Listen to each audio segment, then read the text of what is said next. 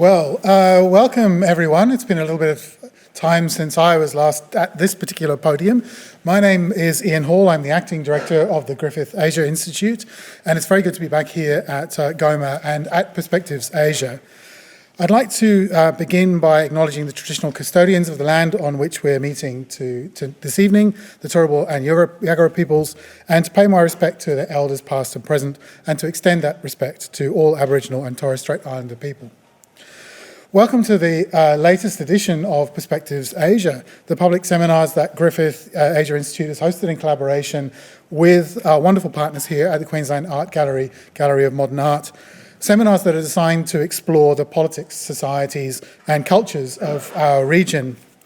I am particularly delighted to be here this evening to welcome one of the world's leading scholars of contemporary China, Professor Bates Gill.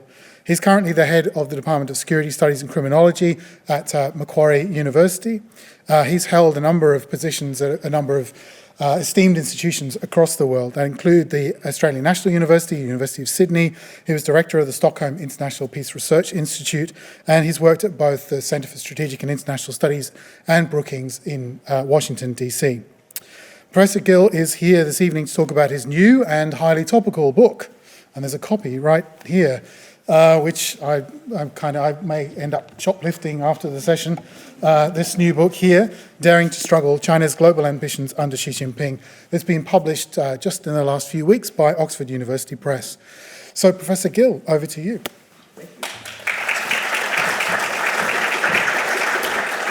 Thank you, Ian. Well, Ian, thank you very much. I have to say that it's my great pleasure to be able to be on the same stage with you. And thank you very much for that kind introduction. I'm especially grateful to the Griffith Asia Institute, as well as to the gallery, for this opportunity for me to speak with you tonight. It's really an honor to be in Brisbane, and I must say, having the additional honor of just having had a special tour, it's one of the perks of this kind of thing, of the fantastic exhibition here of the Japanese artist.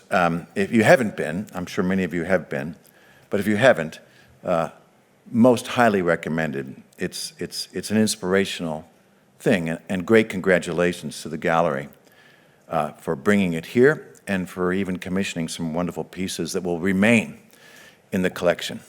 Many congratulations. As Ian said, I was here tonight to speak about this book called Daring to Struggle, China's Global Ambitions under Xi Jinping. Owing to logistic chains, as we all know, they're difficult these days, not least for the Antipodes. There are no books, or there aren't many of these books in Australia quite yet. There will be, I'm told, by the shippers and by the publishers within the next few weeks.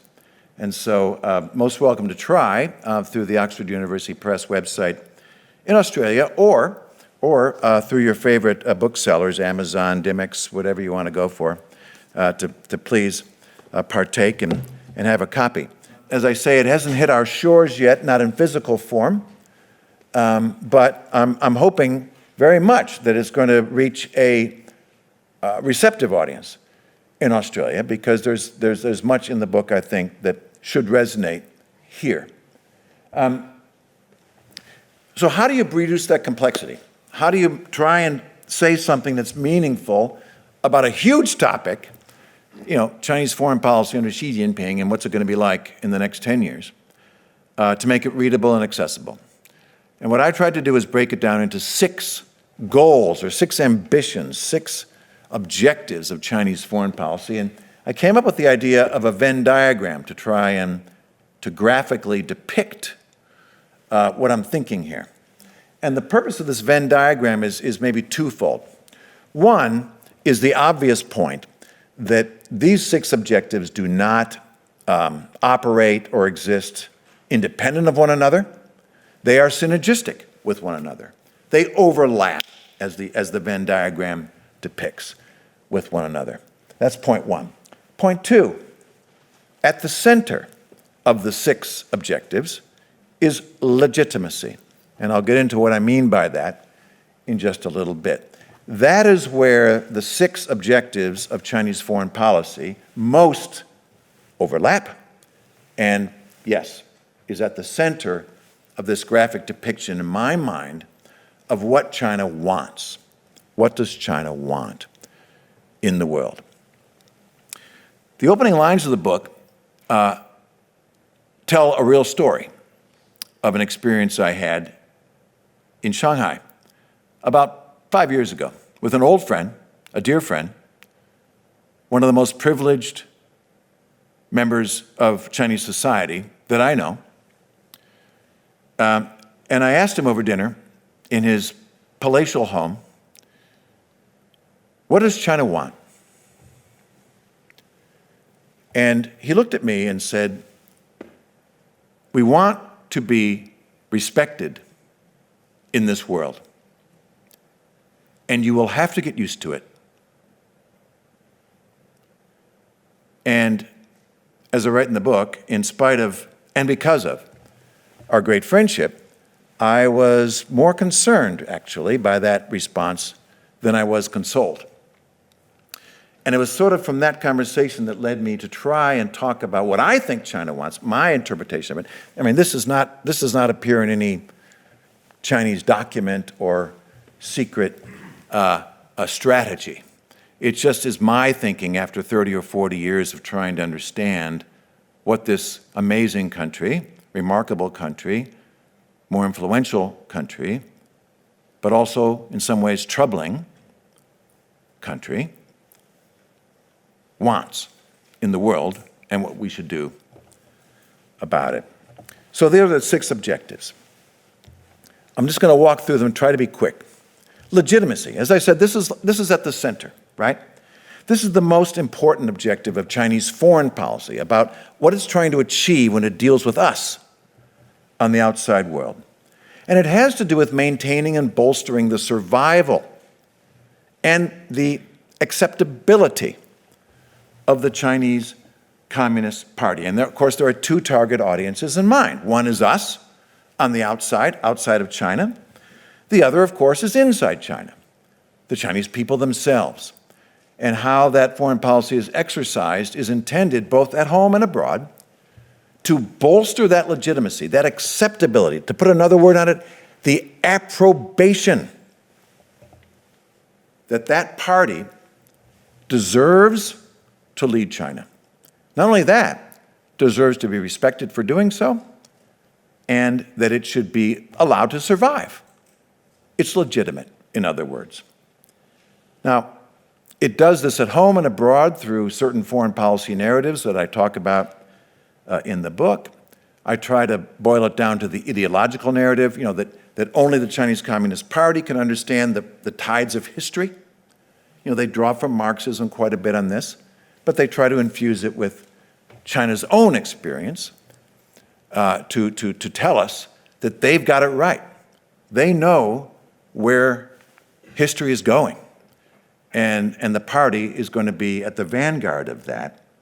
Of course, aggrieved nationalism, that's a common understanding of the Chinese Communist Party's legitimacy, is that only the Chinese Communist Party could have defended the country against the depredations of foreigners back in the 30s and 40s and well before. And only the Chinese Communist Party today can make sure that that continues to be the case. And of course, performance legitimacy, very critical, right? We deliver. The Chinese Communist Party delivers on what the people want in China, especially in terms of economic prosperity. And more recently, quite interestingly to me, is the party's effort to deliver on its mandate, deliver on its legitimacy by sort of being the steward of China's cultural legacy, dating back thousands of years. Anyone who follows China knows that that's quite ironic, right? Given that only 30 or 40 years ago, the Chinese Communist Party completely rejected China's past in sometimes very violent and destructive ways. So legitimacy is critical to how China portrays itself abroad. And it's important both to domestic, of course, and foreign audiences. And what's interesting to me when I wrote this book is just how much under Xi Jinping, particularly over the last 10 years, the party has become more engaged, more involved in the deliberation and execution. That's what's different. The execution of foreign policy, the implementation of it. And I talk in the book about how the party has become much more deeply engaged in what were formerly considered to be government activity within the foreign ministry, within economic engagement. Today in Canberra, I don't know how many, but a large number of persons working in the embassy are there ostensibly, as members of the government. Maybe they're with the foreign ministry, maybe they're with the Ministry of Trade and Economic Cooperation, whatever it might be. But they're actually acting as representatives of the party. They might be actually international liaison department representatives or other party organization representatives acting in the capacity of more normal government representatives. So it's interesting, and it's all about trying to create that legitimacy. Second, sovereignty. What do I mean by this? We know that China is very sensitive across sovereign issues. We see this just in the last week and even today in relation to Taiwan. I have a much larger sort of definition about it in the book. And it's about territory. It's about asserting sovereign claims in South China Sea, Taiwan, East China Sea, the borders of Himalaya. Yes, but it's bigger than that because China's strategic frontiers have grown so big in just the last 10 or 20 years. And the effort to expand that sovereignty to a larger envelope, to allow China as a great power, greater room for maneuverability, and of course to seek and sustain its growing global interests. Now, what's interesting to me about this as a China scholar is that it's not that long ago that China embraced the whole notion of Westphalian sovereignty, that nation states have some sort of inviolability, and they should be protected by the international system. I mean, that's one of the standard principles of the United Nations, but it dates well before the United Nations. Well, I mean, that's really a new notion, actually. The very word "juquan" in Chinese wasn't even embraced by the Westphalian definition of the term until, I don't know, maybe 100, 150 years ago. Not that long ago. But when you understand Chinese history, when I say Chinese history, over the last 200 years, you can understand why sovereignty is so important to the country. Because it was violated. It was practically destroyed, by the depredations of outside powers. And so the embrace of Westphalian notions of inviolability, of territorial sovereignty, is certainly new in the vast sweep of Chinese history, when you think about it over the millennia, but is now a core, absolutely core aspect of how China wishes to deal with the outside world, because they don't wish to have their legitimacy, their form of governance, their claims to territorial sovereignty challenged. And in that sense, they're acting no differently than many other great powers in the past. But the point is in the book that this pursuit of sovereignty, this grander notion of maneuverability and ability to achieve one's interests in the international system, deeply affects their relationships, not only with their near neighbors, of course, but with many other countries around the world. I think we have to recognize that this pursuit of sovereignty has had mostly a negative effect with many of its near neighbors, certainly with Japan, certainly with India, their two most powerful near neighbors, even other smaller nations and neighbors, the Philippines, Vietnam, all the claimants to the South China Sea, and of course Taiwan, and countries who are related in one way or another to those countries, either through alliances or simply through their support of those countries' geopolitical interests. And so this pursuit of sovereignty, as important as it is for China, creates all kinds of problems for its foreign policy, and I would argue has created a worse international environment for Beijing than it was before Xi Jinping took power.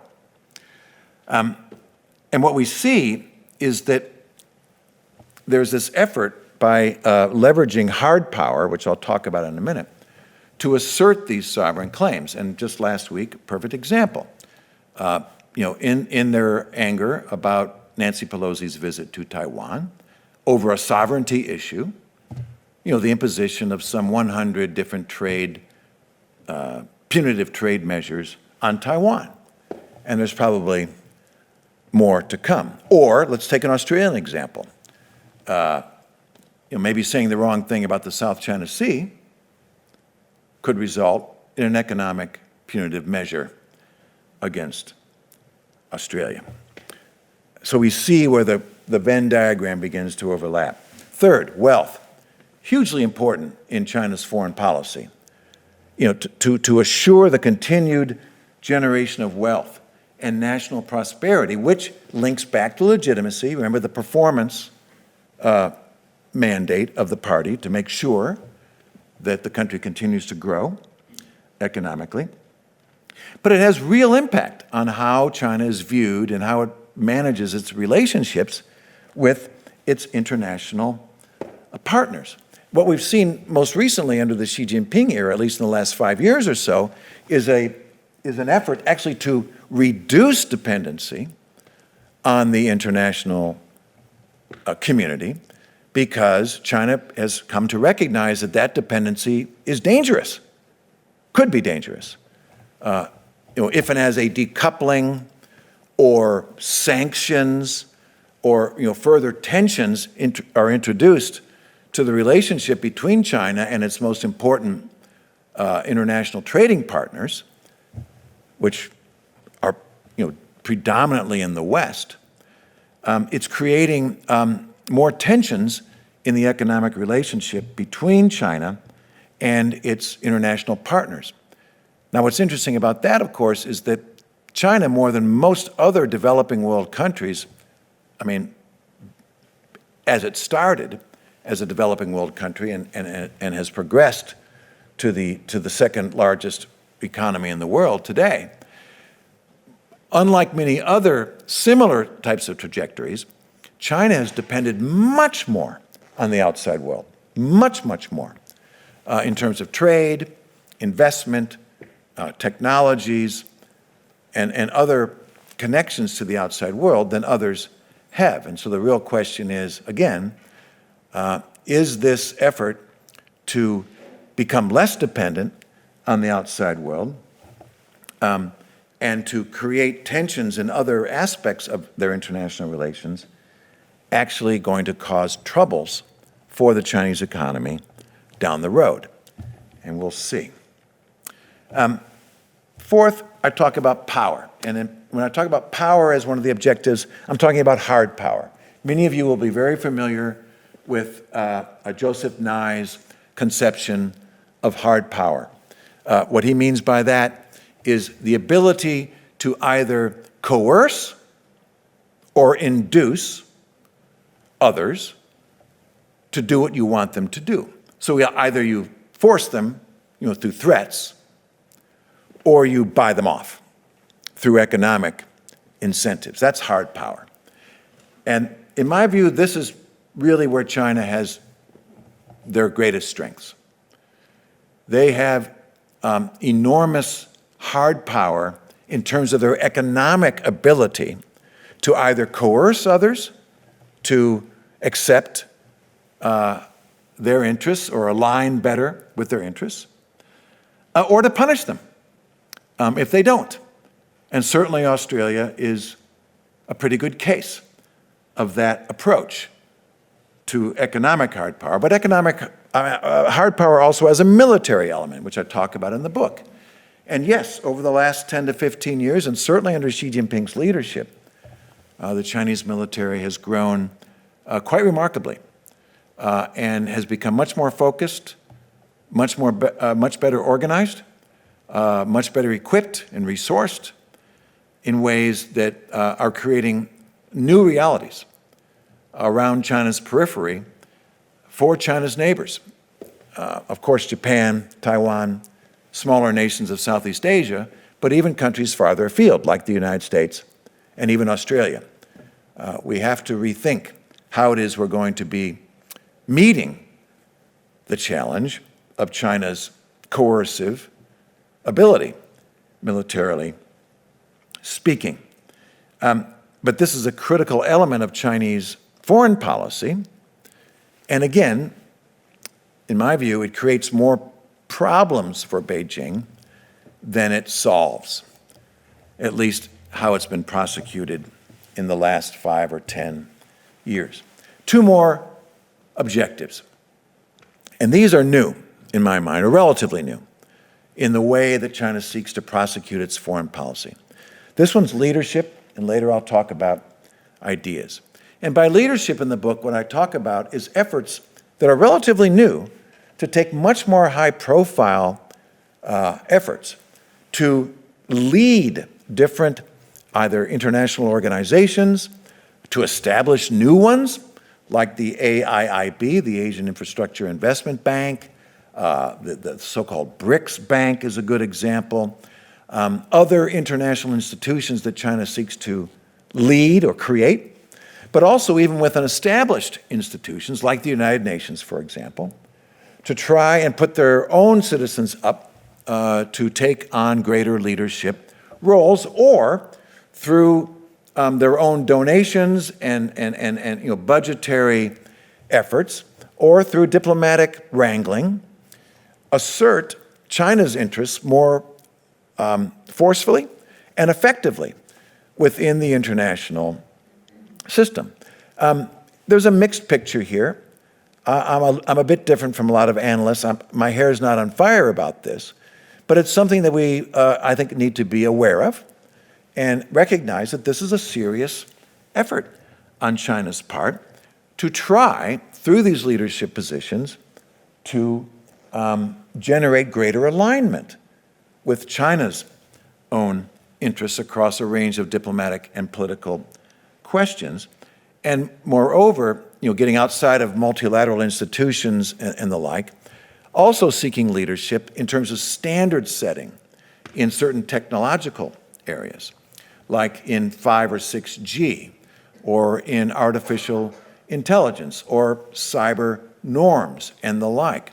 I'm trying to make sure that as these technologies advance, not only is China going to be a key player technologically, and maybe even be a dominant player technologically, which is economically beneficial, but to make sure that they are politically and diplomatically at the table and deciding how these technologies are used, how they're accepted, and what the norms around them might be. And lastly,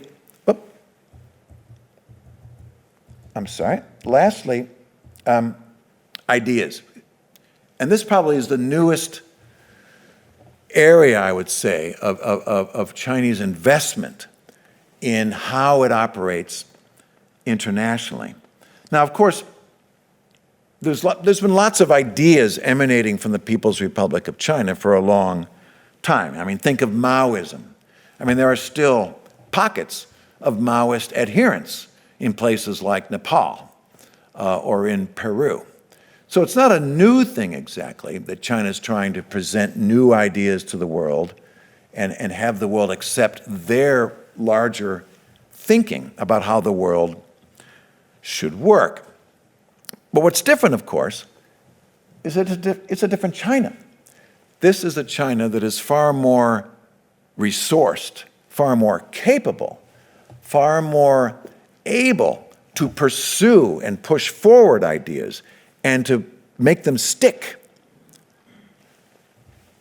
and I think also willing to take the risk involved in presenting globally challenging and different ideas than we've seen in the past. Importantly, in this propagation of ideas and new thinking about how the world should work that I think align very closely with how the Chinese Communist Party would like the world to work, is the far more active engagement of party organizations internationally. And here I'm talking about the United Front Work Department, the International Liaison Department, and maybe most importantly, the Propaganda Department, or how China likes to translate it into English now, the Publicity Department of the Chinese Communist Party, and just how powerfully they are resourced and mandated, that's the important thing, to go abroad and to spread the word.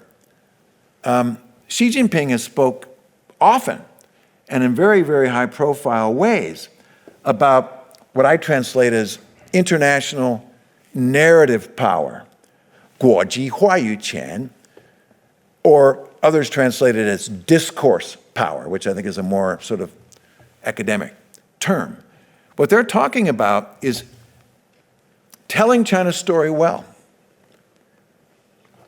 getting control of the narrative internationally about China and about the party and about why we should respect them and even appreciate what the party is up to, both in China and internationally. This is relatively new, but this is an important aspect of Xi Jinping's leadership. And it's not something you see every day, right? But it's powerful. And in the book, I talk a lot about the range and the reach of the media, Chinese media particularly, but in other ways of spreading this message that we're in a new era. New era means Xi Jinping's leadership, that we should be building a community of shared future for mankind. Let's all get along. University with diversity, which I read meaning it's okay to get along with an authoritarian one-party state. It's okay. We're all just doing our own thing. Let's get along. And that China has a solution. The party has a solution, has an idea, the 中国方案, meaning we have had success in our model. We've done quite well, thank you, for the last 40 years. And maybe we've got some good ideas for the world to accept. Maybe they do. But I think it's a challenge in many ways to how other countries might think about their own interests and about their own models and their own ways of doing things. So those are the 6 points of the framework in the book. What do we do? I see a more confrontational and contested future. And I'd love to hear from this audience what we should do about that, or maybe you don't agree. I just think that because how deeply embedded this approach is to the legitimacy and the future of the Chinese Communist Party, it becomes so controversial and contested. So unfortunately, we're going to be in a much more difficult future with China. And I'm not sure how we're going to get ourselves out of it. Now, China is facing future headwinds. I think as it becomes more evident that many of these 6 objectives do run against the interests and values of many around the world, there is some pushback, or at least skepticism, and new questions being raised about whether and how we should engage with China. So there's more difficulties for China, but in spite of that pushback, I think it's difficult within China to step back or to accommodate or to accept that there's pushback and contradiction and skepticism about China's approach. So I see a bit of standoff going forward between China and other countries, and not just the West, around the issues of both sort of national interest, whether that's territorial or geopolitical, but also around questions of values. And I just don't see under Xi Jinping's leadership, which is going to be renewed, we should all suspect, in October or November this year, he'll gain some fresh headwinds, at least domestically, for a continued mandate for his leadership. And I just don't see how, having gained that new mandate, he or his supporters are likely to want to back down on these questions of legitimacy, sovereignty, wealth, power, leadership, and ideas. Now, of course, in scenario building, you could think about ways in which this approach could lead to a more stable or constructive future.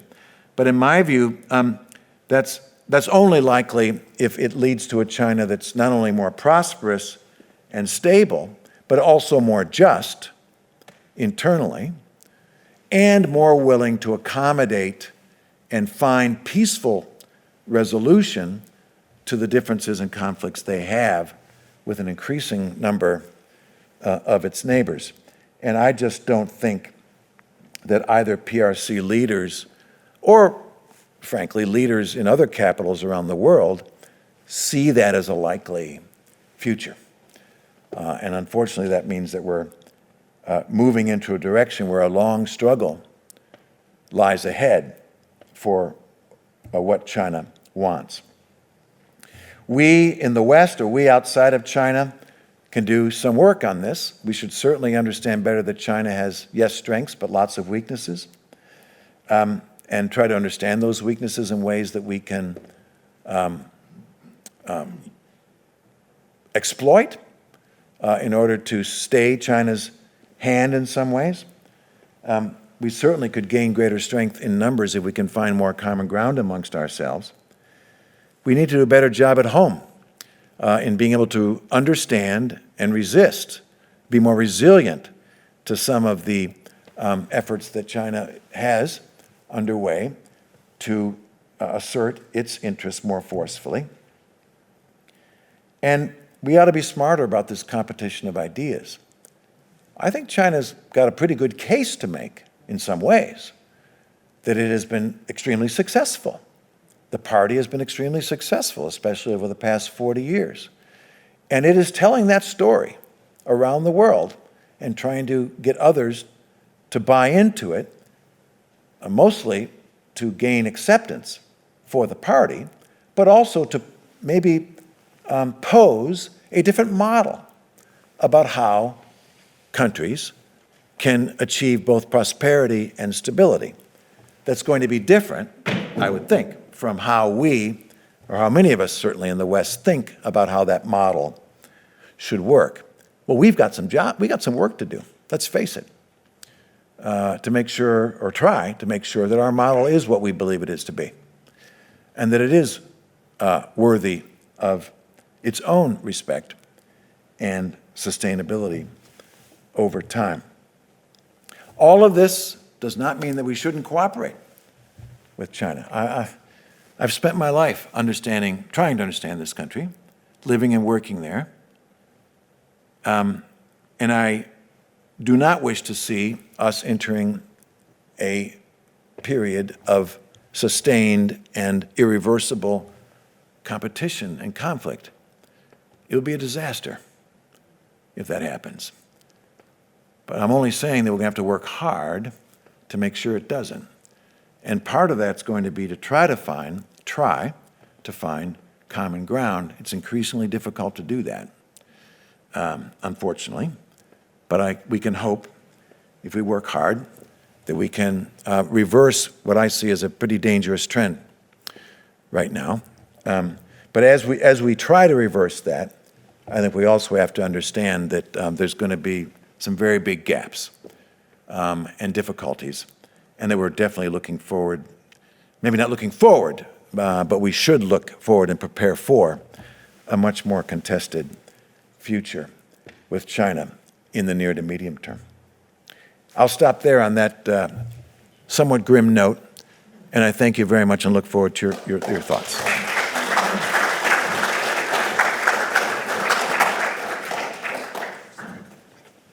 Well, Bates, thank you so much.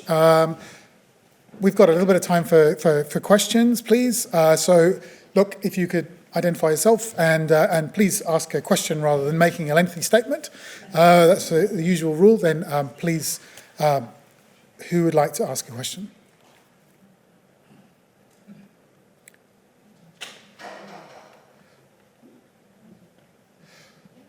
Yes. Sue, yes. Sue, by taking your mask off, you've indicated. I'm still thinking of the question, but it's around that concept of respect. And does the concept of respect, which everything holds to in the book, does it have, to what extent did you have to drill down on that concept of respect in a cultural or a politically cultural way to better understand how it connects with the other things? In other words, is it self-explanatory, or is it something that actually you really have to think about? You mean, is it selfish? Is the For the concept party? of we want respect, because I agree with you, I completely agree with you. But is it self-evident what you mean by, what you think your friend in Shanghai means by respect? That's a great question, and it probably, the question was, how am I interpreting respect, and how much did I really drill down on it to try and understand why, or how it manifests itself, that sort of thing, or? Yeah, because I think it's not necessarily a universal concept, universally understood. Right. Right. And again, maybe legitimacy is the better way to frame it, but of course respect is a part of that.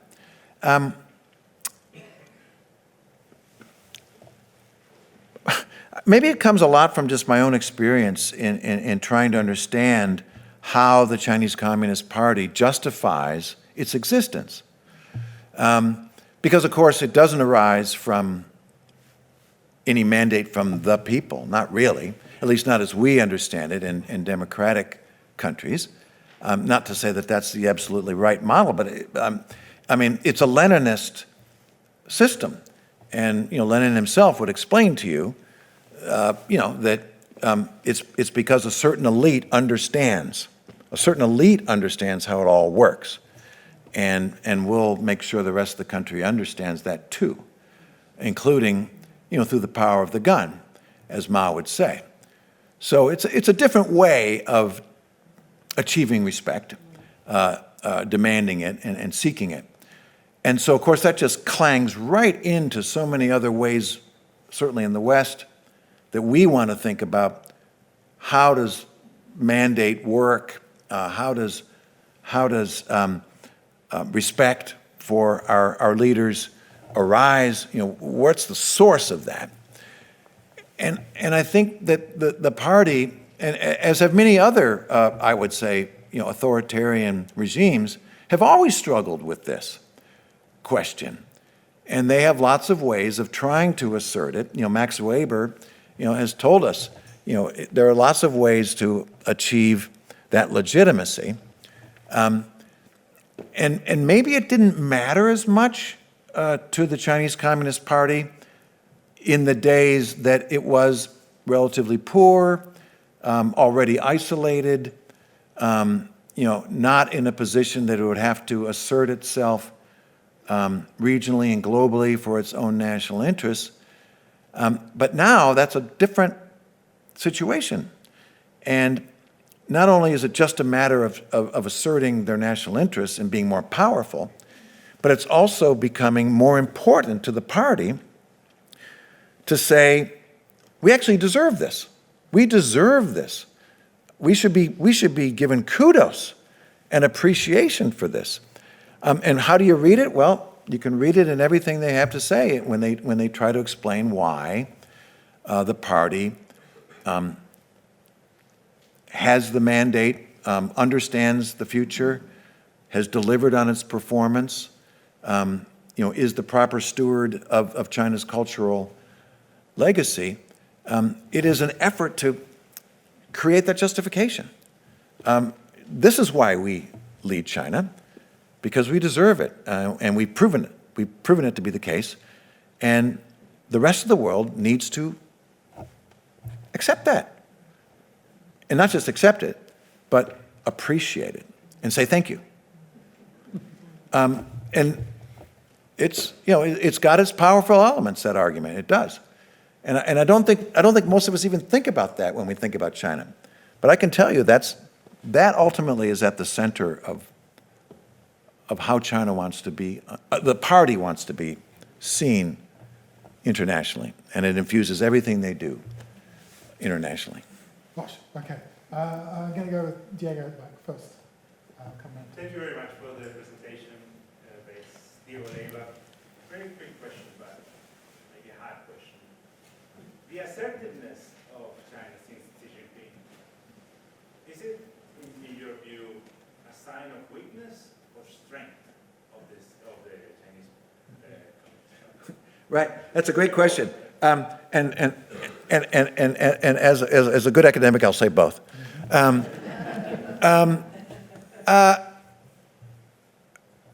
But maybe a finer point.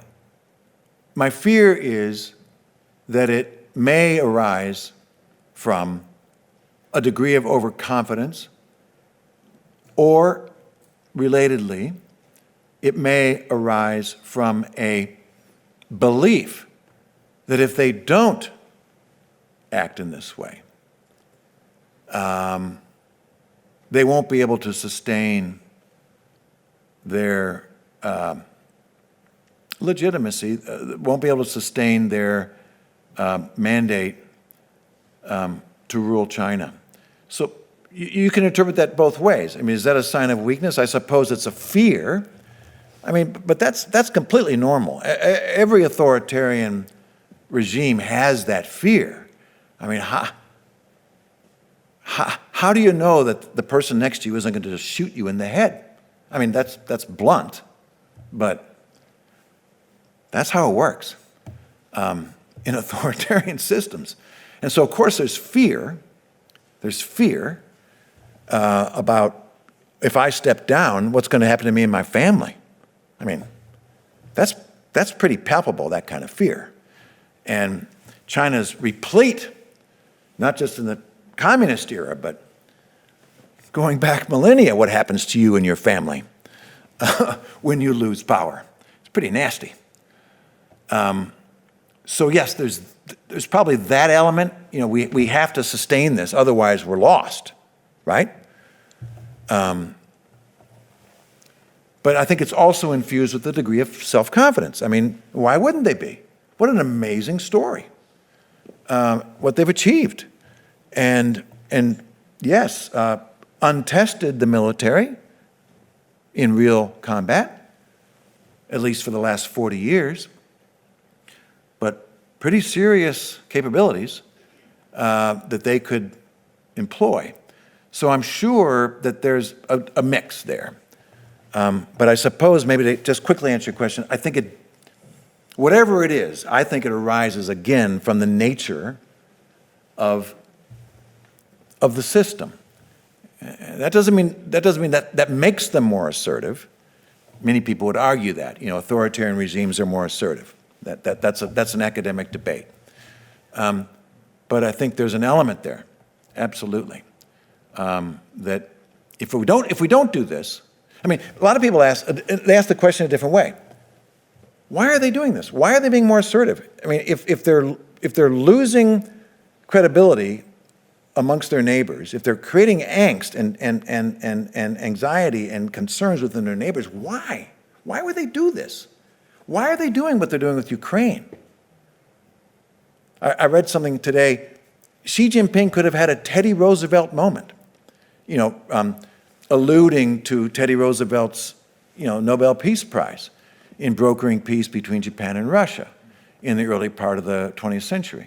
This could have been Xi Jinping's Teddy Roosevelt moment. Why?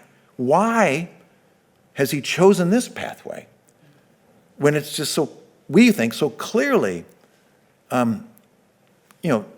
negative for China's image and so forth?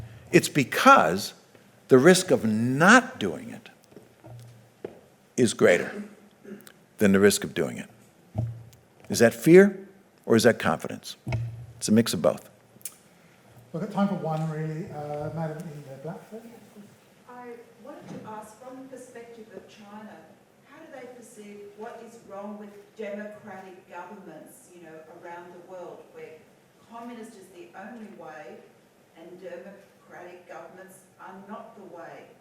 How do they perceive the weaknesses in democracy governments? Right. Well, I mean, I think there'd be two ways to answer that. One would be, what they say publicly, and then the bigger cynic in me would explain it from what they don't say publicly. But the public rhetoric, which I think has some traction, let's face it, would be to say, all well and good to have a democracy, but let's look at that beacon on the hill, the United States, and the dysfunction that they're in, and the troubles they've had, and yes, human rights and all sorts of other difficulties in that country, that they would argue, maybe this rhetorical argument would argue, arises from the fact that it's just too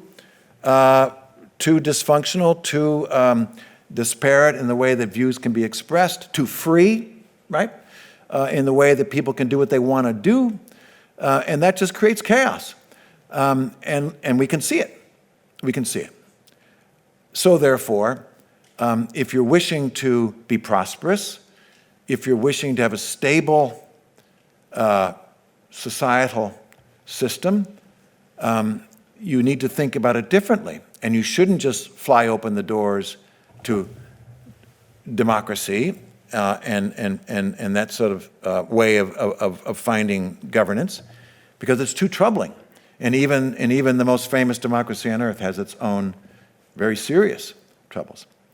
And I think that resonates with a lot of countries who wish to be more prosperous. Maybe their own governments are not so sure about opening the door to democratic institutions and really letting the people speak, for fear that it might create chaos. Now, my cynic, I think there's a deeper reason, of course, and that's because in a democratic system where people could actually be allowed to vote, and there might be competing parties, there might be competing views and a free press and all the rest, well, that's a huge threat to a Leninist one-party system. Why would you do that with the consequences that could unfold? So I think there's a deep degree of self-interest in some of what they're thinking. But, of course, I think there's also a serious critique to be made. And they're doing a better and better job of making it, I have to say. And if we believe in the sort of system that we've had for centuries and wish to sustain and even disseminate, we're going to have to do a better job of making sure that we have a good comeback and can defend ourselves in many ways that hold up the advantages and benefits of the system we prefer. I think that's a really good note to end on. My apologies to those of you who had questions and weren't able to answer them. As always, time is short. I'm going to call on Simon Elliott, who's a Deputy Director of Collection of Exhibition here at Quagoma, to give a vote of thanks. Simon. Thanks, everybody. I'll get you a present right now. Good evening, everyone. My name is Simon Elliott. I'm the Deputy Director here, and I've just got to give a quick vote of thanks for the great thoughts that we've had shared with us here this evening. And of course, my thanks goes primarily to Dr.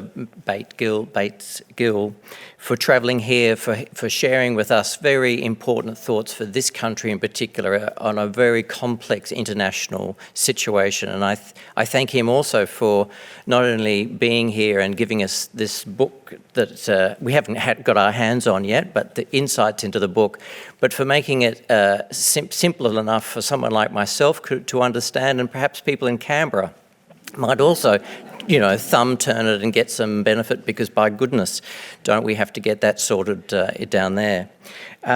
Look, I think forming it into those streams that you brought together, legitimacy, sovereignty, wealth, power, leadership and ideas, is really meaningful, and I thank you very much for those insights.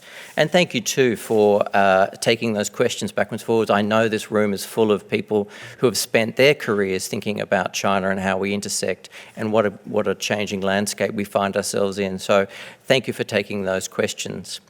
And also for improvising so beautifully when our technical situation wasn't so flash. Very well done there, very professional.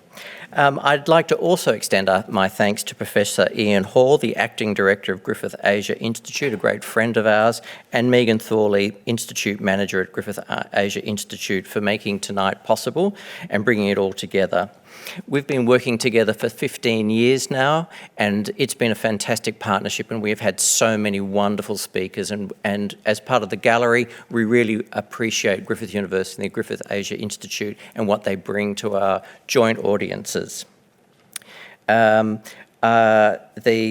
So we're already August of the year, so we only have 2 more Perspective Asia events. So they're in October and November, and I really encourage you to keep an eye out for the next topics that are coming ahead, so that we can join in person, isn't that wonderful, to discuss matters of importance to Australia and Asia looking into the future. So with that, could you please join me in thanking Dr. Bates Gill for this great talk.